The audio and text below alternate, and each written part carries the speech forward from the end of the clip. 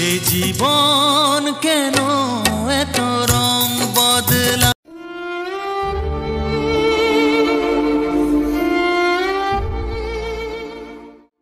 আবুল খায়ের জসিম উদ্দিন, পেশাদার নাম জসিম নামে অধিক পরিচিত। জন্ম 14 আগস্ট 1950 সাল, নবাবগঞ্জ। মৃত্যু 8 অক্টোবর 1998 সাল।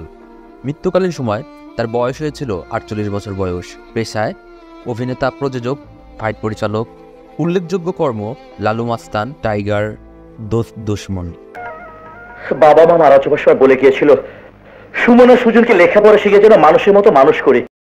ছিলেন একজন বাংলাদেশি চলচ্চিত্র অভিনেতা, প্রযোজক, ফাইট পরিচালক ও বাংলাদেশের স্বাধীনতা যুদ্ধের একজন বীর মুক্তিযোদ্ধা।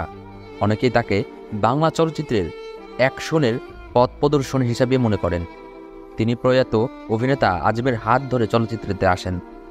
1972 সালে দেবর চলচ্চিত্রের মাধ্যমে বাংলা চলচ্চিত্রে অভিষেক হয়।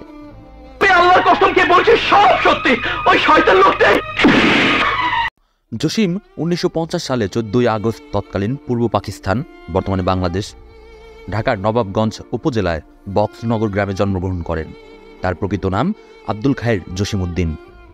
জসিম 1971 সালে স্বাধীনতা যুদ্ধের একজন বীর সৈনিক হিসেবে 2 নম্বর সেক্টরে মেজর হায়দারের নেতৃত্বে পাকিস্তানি হানাদার বাহিনীর বিরুদ্ধে লড়াই করেছিলেন।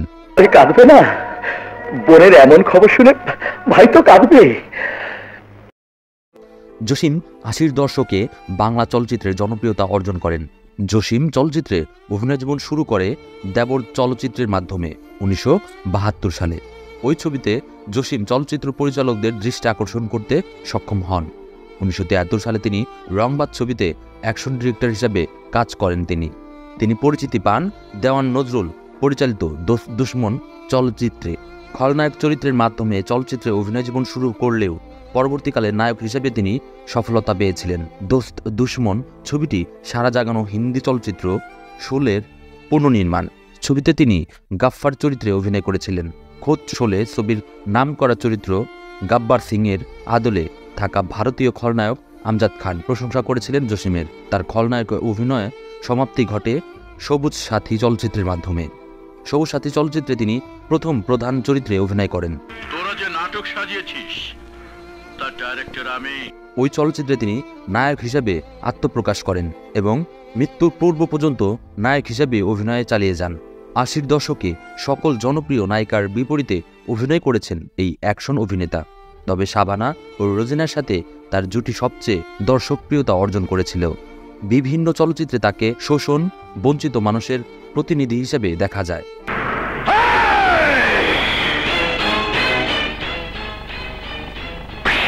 ব্যক্তিগত জীবন।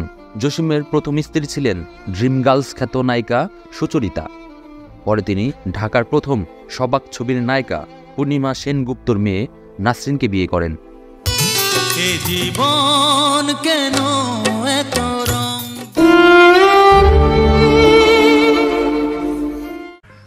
আমি আমার দীর্ঘ জীবনের অভিজ্ঞতায় একটা জিনিস শিখেছি, পাখিকে খাঁচায় আটকে রাখা যায় কিন্তু মানুষকে।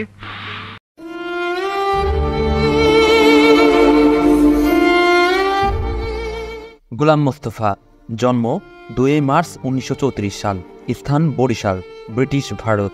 মৃত্যু 20 ফেব্রুয়ারি 2003 সাল। মৃত্যুকালীন সময় তার বয়স হয়েছিল 68 বছর।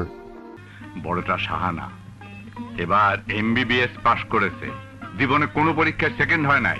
তিনি ছিলেন বাংলাদেশের একজন জনপ্রিয় অভিনেতা ও বিশিষ্ট আবৃত্তিকার। 1960 সালে রাজধানীর বুকে ছবিতে জমিদারের ভূমিকায় প্রধান চরিত্রে অভিনয় করেন। মূলত প্রথম ছবি থেকেই তিনি খলনায়ক চরিত্রে একক ও অপ্রতিদ্বন্দ্বী অভিনেতা হিসাবে নিজেকে প্রতিষ্ঠিত করেছিলেন। এছাড়াও তিনি অনেক ছবিতে ভিন্ন ভিন্ন চরিত্রে অভিনয় করেছেন। গোলাম মোস্তফা প্রায় 3 শতাধিক চলচ্চিত্রেতে অভিনয় করেছিলেন। দেখো বাবা, জীবনে বড় স্বার্থের জন্য ছোটখাটো স্বার্থকে ত্যাগ করতে হয়। গোলাম মোস্তফা 2 মার্চ 1934 সালে বরিশালের দত্তপাতিয়া গ্রামে জন্মগ্রহণ করেন। বাবা ছিলেন সাব রেজিস্ট্রার। স্কুল জীবন শুরু হয় পিরোজপুর সরকারি উচ্চ বিদ্যালয় থেকে। ম্যাট্রিক পাশ করেন খুলনা জেলা স্কুল থেকে। স্কুল কলেজ জীবনে নাটকে অভিনয় করার তার শখ ছিল। ঢাকায় আসেন 50 দশকের মধ্য সময়ে। সেই থেকে তিনি ঢাকার স্থানীয় হয়ে গেলেন। অভিনয় জীবন। গোলাম মোস্তফা বাংলা ও উর্দু মিলিয়ে প্রায় 3 শতাধিক চলচ্চিত্রের নায়ক, সহনায়ক, খলনায়ক সহ বিভিন্ন চরিত্রের অভিনয়। মতো কথা বলা কেন মতি? আবার মুখে মুখে তক্ক করো। আলিবাবা 40 চোর, রাজধানীর বুকে, নিজেকে হারিয়ে খুঁজি, চান্দা, রক্তাক্ত বাংলা, রূপালী সৈকত, সীমানা পেরিয়ে, তিতাস একটি নদীর নাম, সূর্য সংগ্রাম, পদ্মা নদীর মাঝি, এমিলির গোয়েন্দা বাহিনী, শুভদা, শ্রাবণ মেঘের দিন, ধীরে বহে মেঘলা, চন্দ্রনাথ, দেবদাস ইত্যাদি। গোলাম মোস্তফা অনেক বিজ্ঞাপন চিত্রেও অভিনয় করেন। তার অভিনয় জীবনে খলনায়ক হিসেবে বেশি সফল হয়েছিলেন। 1961 সালে মুক্তিপ্রাপ্ত হারানো দিন ছবিতে মদ্যপ জমিদারের ভূমিকায় তার অভিনয় সেই সময় জনপ্রিয়তা লাভ করে। আমার নাতনিরে ভয় দেখাইছে, তাকে ধরে আনার ব্যবস্থা করো। গোলাম মোস্তফা ঢাকা টেলিভিশনের জন্মলগ্ন থেকে নাটকে অভিনয় জীবন শুরু করেন। প্রথম দিকে 1965 থেকে 1969 পর্যন্ত বেশ কয়েকটি নাটকে নায়ক চরিত্রে ছিলেন। তার অভিনীত উল্লেখযোগ্য টিভি নাটকগুলো হল গুপ্তধন, অর্পিতা, পাথরে ফুল ফুটাবো, যুবরাজ, অন্তরাগে।